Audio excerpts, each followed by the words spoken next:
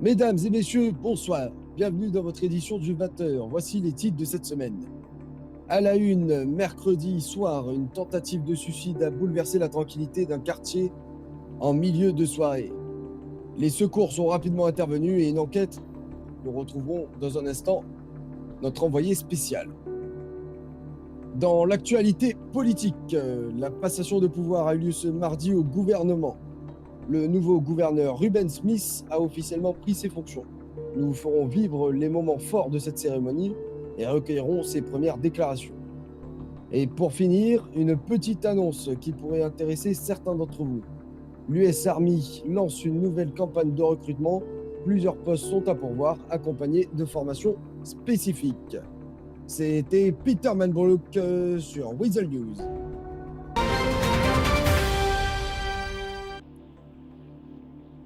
Ici Peter Manbrook du Weasel News. Concernant donc la potentielle tentative de suicide, la personne s'est donc levée, a discuté avec les secours. Est-ce que va-t-elle donc bien redescendre? Actuellement portée sur le dos, accrochée par un membre des forces de l'ordre. On attend de voir si cette dame va descendre ou bien non. La dame a l'air de descendre. Attention, le premier étage.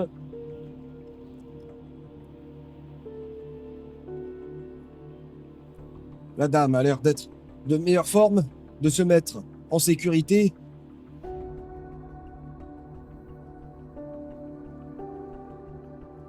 Ici Peter Manbrook du Weasel News. Aujourd'hui, nous sommes avec la police actuellement en intervention au niveau de Vinewood Boulevard. On va tout de suite demander qu'est-ce qui se passe. Monsieur l'agent, que se passe-t-il dans les environs? J'ai pas plus d'informations, je vous avoue. Ah, Bonsoir. c'est-à-dire, vous êtes intervenu sur quoi? Quelle est la palme? Bonsoir, monsieur. Dites-moi, que se passe-t-il? Quel est l'appel? Pour le moment, nous sommes intervenus sur rien. Un monsieur qui est pour le moment en haut de la grue. On va tenter de savoir qu'est-ce qui se passe et on va tenter de le faire descendre en sécurité. Mais Nom de Dieu, cette personne serait-elle suicidaire? pour le moment, attendez. Ouais, vas-y. Pour le moment, on va voir ça de nos propres yeux en haut.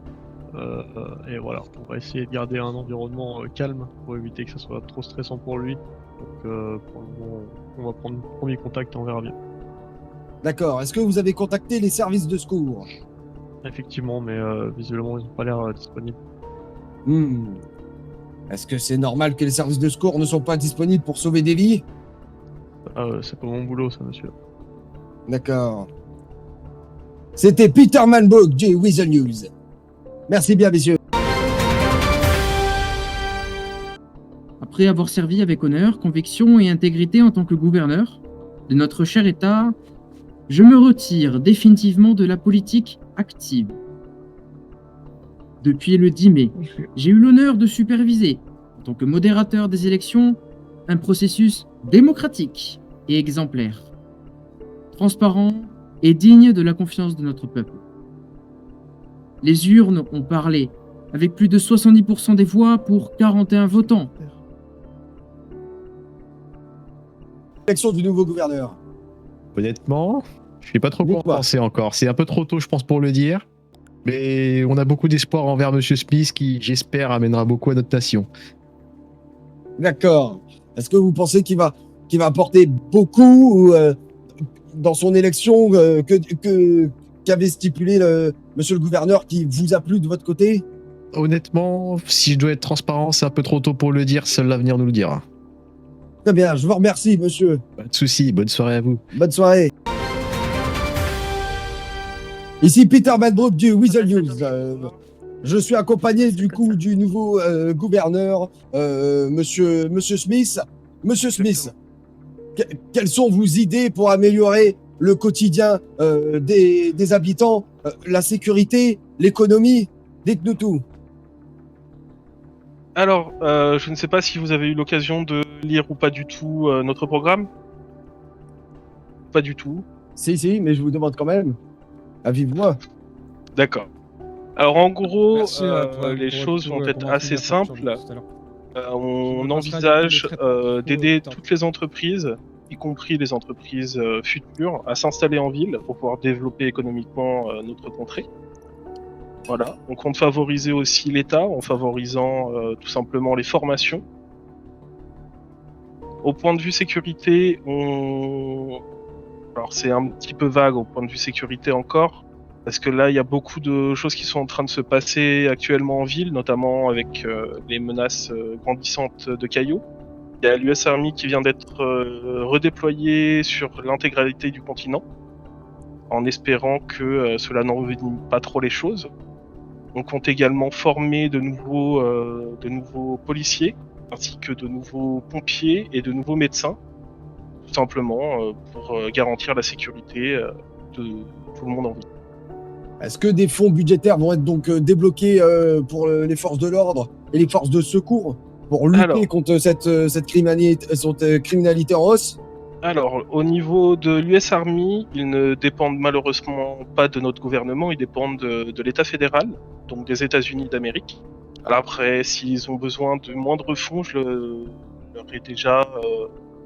leur ai déjà proposé une allocation supplémentaire, ainsi qu'une aide subventionnelle pour faire de la pub pour le recrutement en ville. Au niveau de la LSPD et des médecins, ils ont subvention libre, c'est-à-dire que c'est à eux de me demander ce qu'ils ont besoin et je me chargerai de leur trouver le budget. Est-ce que cela signifie donc une hausse des impôts? Alors non, au contraire, les impôts actuellement sont assez hauts, je trouve, et vont sans doute même réduire. On compte D'accord. sur l'aide de l'État. Et que comptez-vous faire des quartiers défavorisés?